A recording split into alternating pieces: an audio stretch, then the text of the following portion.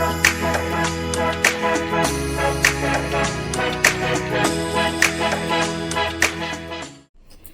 evening, welcome to Share Your Views. My name is Amma Mavis and I am your host.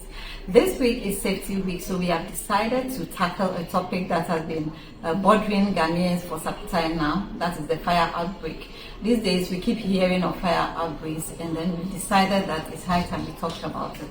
So our question for this week is that what are the causes of fire outbreaks and how can we prevent them? There are so many potential causes of fire outbreaks, but the good news about it is that they are preventable. Now, just last week we heard of the passing of our veteran actor, Mr. Maoli Semefo, which is very sad. He died through a fire accident. And just before that, we heard of the nurse who died together with her 3 children, which is very sad. So because we lack the knowledge of what to do when there's fire outbreak, we are unable to do it. That is why today we have ADO2 Ruth Amwako Atta here from Ghana National Fire Service, who is going to tell us the causes of fire outbreaks and how we can prevent them. Enjoy our video.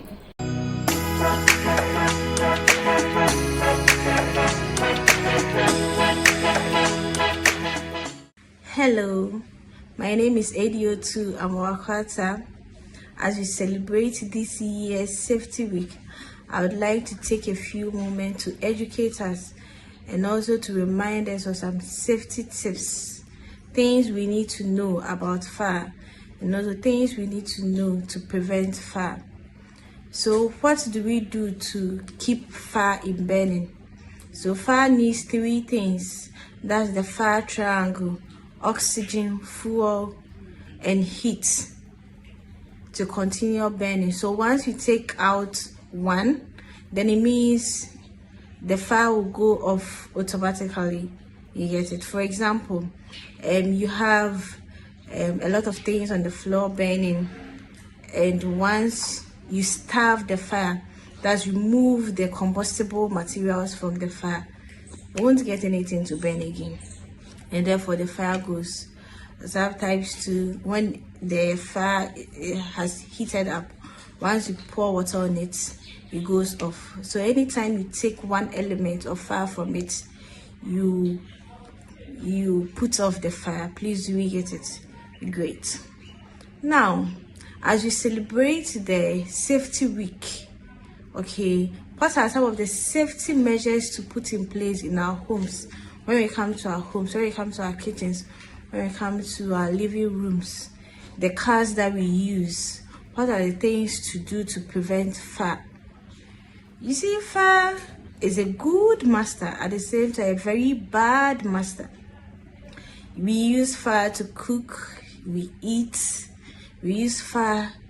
Electricity can help us do a lot of things, but that same electricity can be a source of fire in our homes. But then this fire can be prevented. How do we prevent these form of fire? So when you come to the kitchen, for example, you have a cylinder there, you have a gas cylinder, okay? You don't keep it in the kitchen, you keep it outside the kitchen. That is because when it is in the kitchen and there is any leakage, because the place is already closed up, it's likely the room takes up the gas, and any introduction of an ignition can just cause everything up. But when the gas cylinder is outside and even there is a leakage, it goes outside. The oxygen outside is very big, so it diffuses and you are likely to escape from any fire from them. So it is advisable that we keep our gas cylinders outside the kitchen and not inside the kitchen. And also make sure that when you go out to fill your gas, you change the tube. It's not expensive, it's like 2 cedis or so. So let's make sure, or let's ensure that we consciously remind them to change the gas tubes for us. Okay, when you come to our living rooms, when you have the living room there, we use electrical gadgets. Do not overload the sockets. What this means is that every socket has its capacity that you can take. Okay, once you overload the socket, you are likely to cause fire because the heat, it will build up heat. The cable can't take up the pressure or the load, therefore building up a lot of heat, and it will just burn and cause fire. And also, let's prevent the habit of passing wires under carpet, because if there is fire starts and the wire is under carpet, you wouldn't even know until it comes up, and this is going to really be serious, and it will cause fire. That building, that estate you use a lot of money to build, it can just vanish within a minute. So let us be conscious of it. Let us be fire conscious to prevent fire in our homes.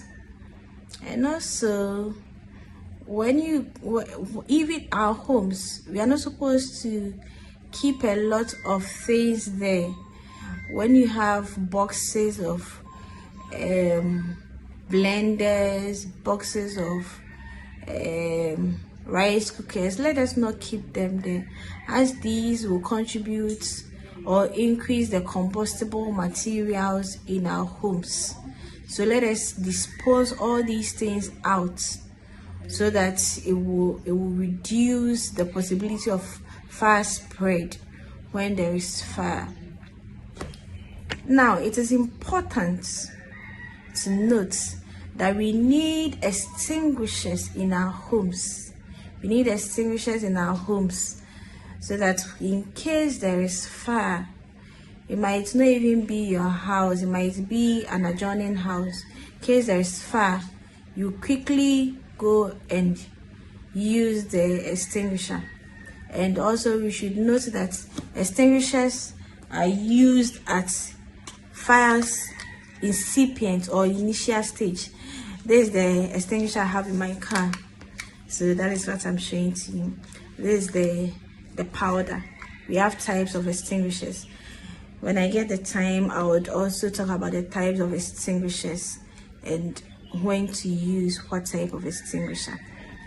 But then, the most important thing I would want us to know right now is that having an extinguisher in your home is a must. We need extinguishers in our homes so that in case the unforeseen circumstances happened, it might not even be our house but an adjoining house, a close house, then we use the extinguisher to go and help them.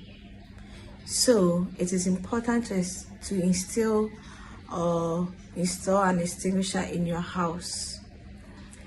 For the kitchen, you would need a CO2. That is because the powder mostly contain chemicals that is harmful to the human body. So it's advisable to use the CO2 in the kitchen. And for other electricals, you can use the powder to extinguish it. And when you have a car, a nice car, imagine the price you bought the car and driving it without an extinguisher. Note that the car has fuel in it. And when I talk about the fuel in the car, I'm talking about the petrol or the diesel that it uses. Some even use gas. So these are the fuel in the car. The car also has electrical appliances in it, right? It uses electricals, let me put it that way. And these are possible causes of fire. So you have fuel, you have a source of heat, that is the electricals. And the car, it contains wires and chairs and all that. These are the materials. You get it? These are the combustible materials. So these three elements are in shape and it can cause fire. So it is important that we have extinguishers in our cars. And it is not only it is not enough to have only an extinguisher in your car. It is important to know how to use an extinguisher. So I'll teach us how to use the extinguisher. So I'm going to the famous acronym that we use is the PASS. PASS. The PASS. P stands for you pull the pin. So this one has the rubber tube. So I don't know if you can see it.